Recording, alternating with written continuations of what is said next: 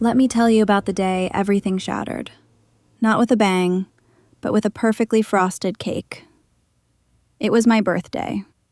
35, which is not old, but not young either. That awkward middle age where you're supposed to be settled, balanced, emotionally evolved. I had no reason to think the day would end with the implosion of my marriage, and certainly not the most brutal betrayal I could imagine. It started out as one of those Instagrammable Saturdays, mimosas with friends, an afternoon massage, and a dinner reservation my husband, Jason, swore he'd made 3 months in advance. "You'll love it," he said, kissing my temple like he meant it.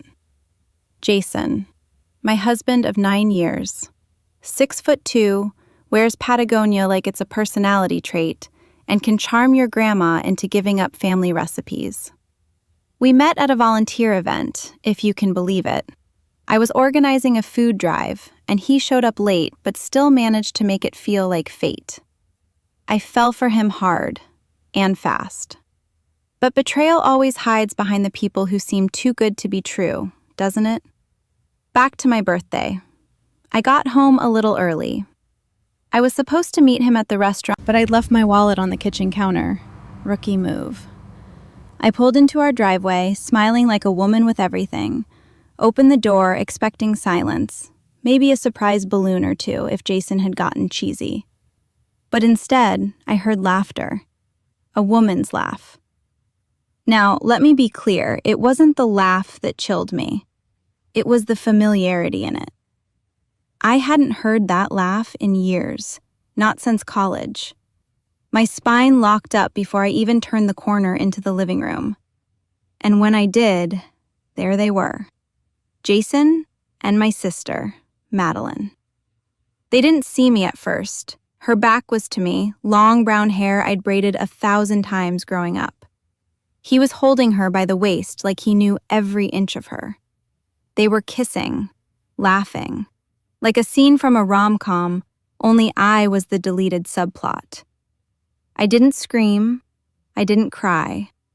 I backed away like I'd just seen a ghost, drove off, and pulled over in a Walgreens parking lot, where I sat in my car with my hazard lights blinking, trying to remember how to breathe. 10 minutes later, I watched them leave the house together. In my birthday dress, no less. The one I told her she could borrow a year ago and never saw again. Guess she was saving it for a special occasion. That night, I didn't go to the restaurant. I didn't answer Jason's texts or his calls. Instead, I booked a hotel under my maiden name and started writing a list. Not a pros and cons list. Not even a should I leave him list. No, I made a revenge list. Because if you're going to burn down your marriage, you don't light the match. You turn the gas on slowly, wait for the right moment, and let the spark handle the rest. And this was only the beginning. They thought I disappeared into heartbreak. What they didn't know was that I had just started planning their destruction, one calculated move at a time. I didn't cry the next morning. I didn't text my best friend or my therapist or post some vague quote on Instagram about betrayal and rebirth. No. I made coffee. Black. No sugar. The way Jason liked it. I even texted him a casual, "Sorry I missed dinner, wasn't feeling great. Rain check?" He replied immediately, "Of course, babe. You okay? Want me to bring something home?" The audacity. The absolute performance of concern. "Soup would be great," I wrote back with a heart emoji. That was my first lie. There would be many more. Because now, I wasn't his wife. I was his mirror, and I was about to show him exactly who he was, one reflection at a time. I didn't leave him that day, or the next. Instead, I slipped back into our shared life with the grace of a woman who knew everything but said nothing. I went to work, smiled at meetings, brought homemade banana bread to the office, the whole suburban Stepford cosplay. But every moment, every breath, I was gathering. Logging patterns, noting details. First move? I reactivated the family iPad. The one Jason used to watch sports. The one still linked to his iMessages. God bless Sync. Within 5 minutes, I had everything. Flirty texts, weekend plans, hotel reservations, Venmo transactions for room service. And yes, pictures. My sister. My own blood. In lingerie I helped her pick out last Christmas because she said she was trying to feel sexy again. If only I knew. I didn't screenshot right away. That would be reckless. Instead, I used my work scanner to make high-res PDFs of the messages. Saved them on a flash drive labeled tax receipts. I stored it inside a tampon box in my bathroom drawer. No man has ever willingly gone in there. But here's where it gets colder. I invited Madeline over. 2 weeks later. Casual brunch, just the two of us. I made avocado toast, bought overpriced oat milk, lit a citrus candle, played soft indie music. The vibe? Chill and unsuspecting. She looked nervous. Good. You okay? I asked, pouring her a mimosa. She blinked too much. Yeah, just busy. Jason said you've been kind of distant lately. The nerve, the coordination, the teamwork. I've had a lot on my mind, I said with a soft smile. But I'm so glad we're getting to catch up. I missed you. She looked like she wanted to melt into the chair. Not out of guilt, not yet, but because part of her knew I wasn't stupid. Her shoulders were tense, her laughs too high-pitched. I even caught her glancing around the room like she was expecting to see clues of her betrayal taped to the walls. There were none, just flowers, candles, and my phone recording the whole conversation in my lap. I hope you know, I said sweetly, that I'd do anything for the people I love. And then I tilted my head, sipped my mimosa, and stared just long enough for her to blink first. Because the truth? I already knew everything. But I wanted to see how much she would lie to my face before I decided just how brutal this was going to get. I wasn't just collecting evidence anymore. I was designing a spectacle. And Madeline? She'd be the star of a scandal she wouldn't see coming. Until the curtain rose. The day after brunch with Madeline, I went to Target like every other woman plotting elegant chaos. Candles, new sheets, a couple throw pillows, and one of those little chalkboard signs people use for baby milestones. I picked one up, turned it over in my hand, and smiled. I wasn't announcing a baby. I was announcing the death of the version of me who let people walk all over her. My next step? Leverage. And for that, I needed information. Not gossip, not speculation. Cold, hard facts. Enter my sister's unlocked iCloud account. We shared the same Apple ID for family photo sharing back in the day. She never removed me. And lucky for me, she was still auto-backing up everything. So I did what any woman with a broken heart and a working brain would do. I sat at my laptop with a glass of Cabernet and downloaded every photo she'd taken in the last 6 months. The first few? Innocent. Latte art, sunsets, a dog in a raincoat. Then came the gold. Pictures from a ski weekend she never told me about. Jason beside her, in his signature navy beanie, kissing her cheek. Madeline wearing my scarf. A room that looked suspiciously like the cabin our family used to rent in high school. A cabin she had the keys to. My stomach dropped when I realized what I was seeing. It wasn't just an affair. It was a performance. A rerun of my memories, starring them. I didn't cry. I created a folder called Exhibit A. Next, I called my friend Kayla, HR director, knows every whisper in every office hallway. Hypothetically, I asked, if someone had proof of a coworker sleeping with someone married to another employee, would that be a fireable offense? Kayla didn't miss a beat. If it's causing disruption in the workplace or affects team dynamics, yes. Especially if the husband is a manager, which, knowing you, he is. Hypothetically, I said, What if I had screenshots, photos, and maybe a calendar invite titled Creative Sync? She exhaled. Then you have a nuke. Please tell me you're not just sitting on it. I'm not, I replied. I'm building a stage. She paused. Damn, should I bring popcorn? Champagne, I corrected. Because I wasn't just going to expose them. I was going to curate it. Which brings us to the real turning point, the gallery opening. Jason's firm was sponsoring a small art event, an indie gallery downtown showcasing modern installations about love and illusion. The irony nearly made me choke. Jason was invited as a donor. Madeline, of course, tagged along as his +1. They thought it was a free wine night with abstract paintings. I had other plans. I reached out to the gallery owner anonymously a week before the event, offered a donation in exchange for showing a personal piece as part of the illusion theme. The owner, probably used to last-minute chaos, agreed, so I designed an installation. I printed the photos from their affair, tastefully cropped, artsy, abstract, just ambiguous enough to be seen as emotional commentary, unless you knew exactly what you were looking at. Then I added a chalkboard sign. Portrait of a marriage. Love is what you do when no one's watching. The opening night was elegant. Warm lights, free wine. I wore red, of course I did. When Jason and Madeline walked in, they didn't notice the installation at first, until a group gathered in front of it, until people started whispering, until Jason saw his navy beanie in the corner of a framed image and turned to stone.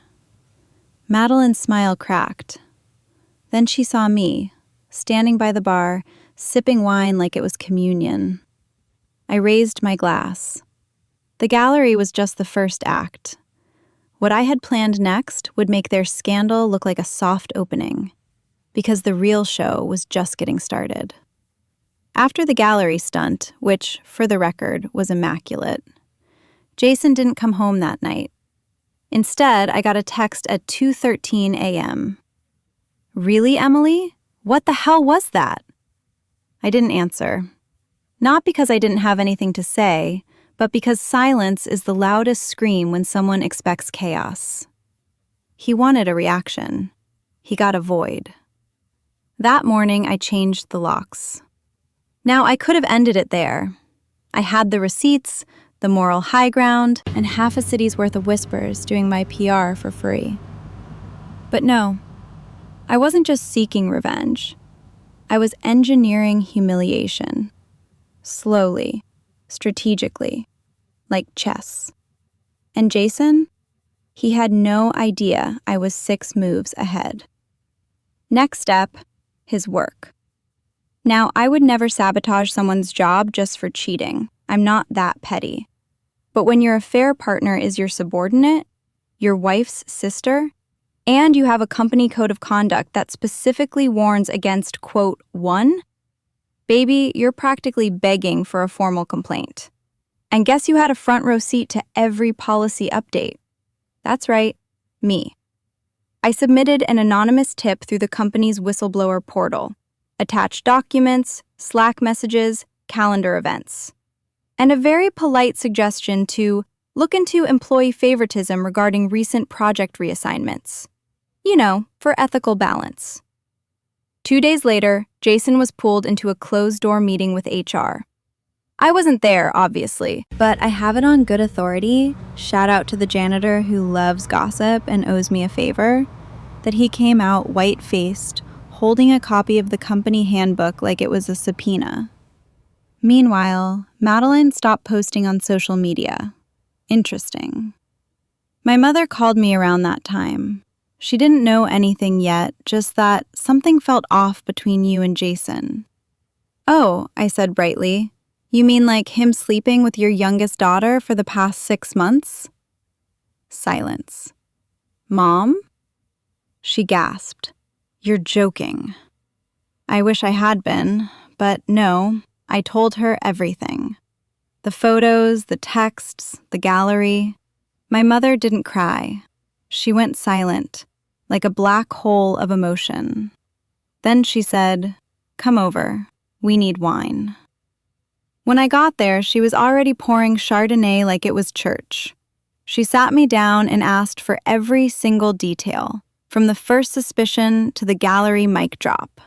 And when I told her, she just nodded slowly. Finally, she said, "You've always been the strong one. She's always been the storm." "I know," I said. "But this time, she wrecked the wrong house." We clinked glasses. Later that night, I got a message from Madeline. "I never meant for this to happen. It just did. Please don't ruin me." The sheer lack of accountability. So I replied with a photo of the gallery wall, of her in lingerie. Captioned, "You already did." Then I blocked her. The next morning, my lawyer, who, God bless her, is sharper than any knife in my kitchen, told me that Jason had reached out. "He's asking for mediation," she said. "He says he wants to keep things amicable." I laughed. "Tell him I'll bring cupcakes." Jason thought he could salvage the ruins. What he didn't know was that I was already rebuilding, on land I just bought out from under him. Jason wanted amicable. What he meant was damage control. He didn't want mediation. He wanted containment. He'd finally seen what it looks like when the woman you underestimated decides to stop protecting your reputation. So I gave him exactly what he asked for, on paper. We met at his lawyer's office, neutral ground. The room smelled like cheap cologne and desperation. Jason showed up in business casual, like he was trying to win a performance review, not dissolve a marriage he detonated. His lawyer looked bored. Mine looked like a panther in pearls. Jason opened with, "Emily, I just want to do this the right way." "Oh, honey, you already did it the wrong way. We're just writing the report. We discussed assets, the house, the joint accounts, the lake cabin we'd renovated together during our honeymoon phase, the one he once called our legacy. Yeah, I asked for that. Full ownership." Jason blinked. "You haven't even been there in over a year." "Exactly," I replied. "It's been untouched, like my trust in you." His lawyer cleared his throat. Mine sipped her lemon water like it was tea. Jason hesitated. "Why do you even want it?" I smiled. "Because I'm going to sell it to fund my next business venture." That was true, but what I didn't say was to whom. I'd already made a quiet offer to an old friend of his, Adam, a guy from college who always envied Jason's life. Adam and his husband wanted a weekend place. I gave them a discount in exchange for one request. Leave the framed wedding photo up in the hallway.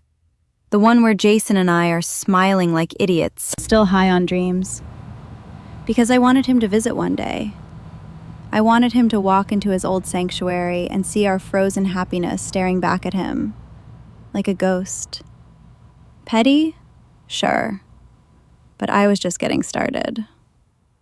Meanwhile, Madeline had gone completely radio silent. According to mutual acquaintances, she was working remotely while taking a break from family. Translation, hiding. But I wasn't done with her either. Not in a vindictive way. No, this wasn't about destruction. It was about exposure. She'd spent years building her image as the good daughter, the one who helped with Mom when she had surgery, the one who brought pies to Thanksgiving, the one who couldn't commit to a man but was too free-spirited to be blamed. So I wrote her a letter, a real one, handwritten. I didn't insult her. I didn't threaten.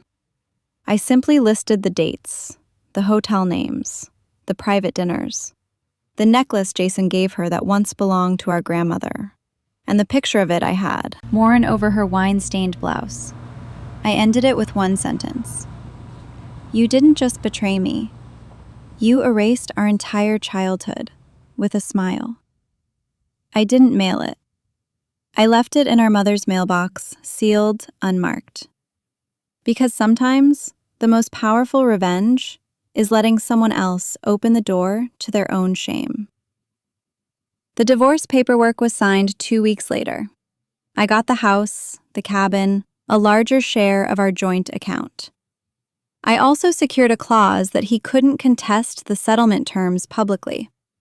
If he did, penalties, financial ones. He signed with shaking hands. And before I left, he whispered, "I never meant to hurt you." I looked him in the eye and said, "Then maybe you should have picked someone who wasn't my sister." The ink was dry, but I wasn't done. Because some stories don't end with a signature. They end with a final reveal. And Madeline? She still had one left waiting for her. After the divorce was finalized, I did what most women do after dropping dead weight. I thrived. I changed my hair, I redecorated, I signed the papers in a red silk blouse and matching lipstick. I started sleeping like I hadn't in years, the kind of deep, unbothered sleep that comes when you no longer share a bed with a man who lies through his teeth and snores like a broken lawnmower. But there was still one unresolved item on my list: Madeline. She vanished after the letter I left at Mom's house, deleted her Instagram, deactivated Facebook. But you don't get to disappear after what she did. Not when you've burned down the very bloodline that used to braid your hair. So when Mom called and said she wanted the family to have dinner together for closure, I knew exactly what that meant. Madeline was coming out of hiding. I didn't argue. I offered to host. Yep, I set the table. I lit the candles.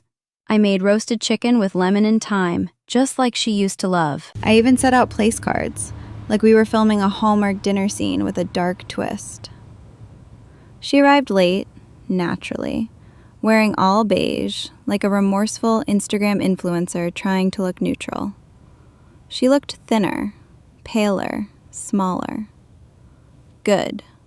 Guilt makes a great weight loss program. When she saw me at the door, her smile faltered. "Emily," she said. "Madeline," I replied, handing her a glass of wine like I was the queen and she was my dethroned lady-in-waiting. Mom and Dad sat in silence for most of the meal. The air was thick with tension and rosemary. I could feel Madeline squirming, unsure if I was going to stab her with the salad fork or hug her. Neither. I just smiled, poured more wine, kept the tone breezy. Then, just as dessert hit the table, cherry pie, her favorite, I leaned in and said, "So, who's going to go first? You or me?" She froze. "What do you mean?" I gestured around. The performance, the apologies, the part where someone pretends they're sorry. She looked at our parents, then back at me. "Emily, I didn't mean to fall for him." "You didn't fall," I said sharply. "You climbed. Into my life, into my marriage, into my bed, because let's not pretend you didn't know exactly what you were doing." She went quiet. Mom looked horrified. Dad just stared at the pie like it was a landmine. Finally, Madeline whispered, "I was lonely. You were always the golden one. The career, the house, the perfect husband. I didn't plan it, it just happened." There it was again, that pathetic little phrase. It just happened. "No, Madeline," I said calmly. "Flat tires happen. Lightning happens. What you did was a decision, repeated, enjoyed, and hidden until I handed you the mirror." Tears welled up, real ones maybe. I didn't care. "You want forgiveness?" I continued. "Forgiveness is earned, and you haven't even begun to pay for what you took from me." She wiped her face. "So what now? You want me gone?" "No," I said, pushing a slice of pie in her direction. "I want you to live with what you did, every single day. I want you to hear my name in conversations, see my success online. I want you to sit at every holiday table and know that the sister you betrayed is still here and thriving." Madeline didn't speak again. She just nodded, lips trembling, and picked at her pie like it was punishment. I excused myself, went to the kitchen, and let out the kind of slow, cathartic breath that tastes like freedom. She thought that dinner was closure. What she didn't realize is that I hadn't served the final course yet, and dessert was just the warm-up.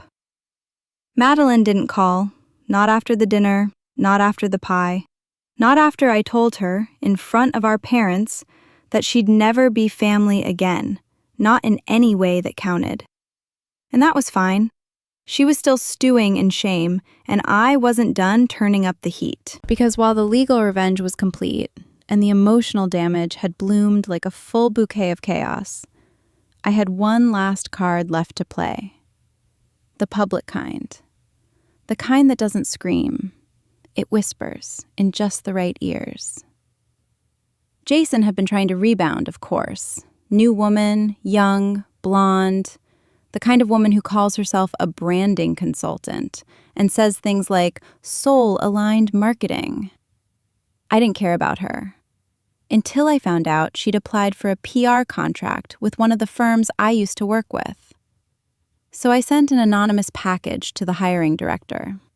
Inside, a curated press dossier, headlines I wrote myself, screenshots of Jason's affair, photos of him and Madeline at the cabin, with dates that overlapped with client contracts. I included one charming image of him and Madeline clinking wine glasses in a hot tub, time-stamped while he was supposed to be managing a crisis campaign. I titled the folder, Risk Assessment. Would you trust this man with your reputation? 2 days later, I heard from an old colleague. Jason's girlfriend didn't get the contract, something about unresolved personal entanglements. Oops. I wasn't doing it to sabotage. I was doing it to remind him. When you ruin someone's life, you don't get to just start a new one like nothing happened. Actions have consequences, especially when your ex-wife's IQ outruns your libido. Later that week, Jason emailed me. Just one line. "How much longer are you going to do this?" I replied with 3 words. "You'll find out." Because the final move wasn't going to be mine. It was going to be hers. Madeline had been hiding, but secrets rot in silence, and one was about to claw its way to the surface, one even I hadn't seen coming. It started with a message request from a stranger. The name didn't ring a bell, Caroline Mercer. But the profile picture was a toddler holding a stuffed giraffe. I almost ignored it until I read the first line. "Hi, Emily. I think we need to talk about your sister." I opened it. Turns out Caroline wasn't a stranger. She was Jason's ex, from before me, the one he never talked about. According to his version, she was unstable, clingy, and manipulative. You know, the usual smear campaign men use to paint themselves as heroes in their own breakups. Only now, Caroline was painting her own picture. We stayed in touch, off and on. "He reached out a few months ago," she wrote. "He said things weren't working with you. Said he regretted how things ended with me." I nearly laughed. Of course he did. But I cut him off again. Then your sister contacted me. That made me stop cold. Caroline said Madeline had messaged her on Instagram 2 months ago. First friendly, then weirdly invasive, asking about Jason's past, whether he'd ever lied about money, whether he was the kind of guy who kept secrets from his partners. Something about it didn't sit right, she wrote, so I did a little digging. And what Caroline found was a financial shell company, opened in Jason's name 6 months before our divorce. A separate account. Transactions flagged for consulting fees, large withdrawals in cash. She sent me the screenshots, account routing numbers, dates. There was even a note that said M transfer number 3, Ask about next payout. M, as in Madeline. I sat there, heart pounding, reading through it all like I was watching a slow-motion car crash. They hadn't just slept together, they'd schemed together. The betrayal wasn't just personal, it was financial, strategic, coordinated. Madeline didn't just break my heart, she helped rob me. And I had proof. They thought the storm had passed, but I was about to file a lawsuit, and this time, I wasn't just coming for their reputations. I was coming for everything. By noon the next day, I was sitting in my attorney's office, sliding Caroline's screenshots across the desk like I'd just handed her a loaded weapon. She read them, twice. Then looked up at me, all cool and clinical. "This is good," she said. "Really good. Wire fraud, asset concealment, potential conspiracy. If we play this right, we won't just reopen your divorce case. We'll bury them." I didn't smile. I nodded. Because this wasn't about revenge anymore. This was justice. Turns out, Jason had been moving money into a side business. On paper, a branding consultancy. In reality, a tax shelter. Madeline was listed as a contractor, except there were no invoices, just regular transfers. Roughly $65,000 in total. That money was mine. Half of it legally. But more than that, it was proof that my sister and my husband weren't just cheating with their bodies. They were colluding with my future. We filed a civil suit against both of them within 48 hours. Misappropriation of marital funds, intentional concealment, financial fraud, the works. Jason's lawyer called mine in a panic. "This is a misunderstanding." "No," she said. "This is a pattern."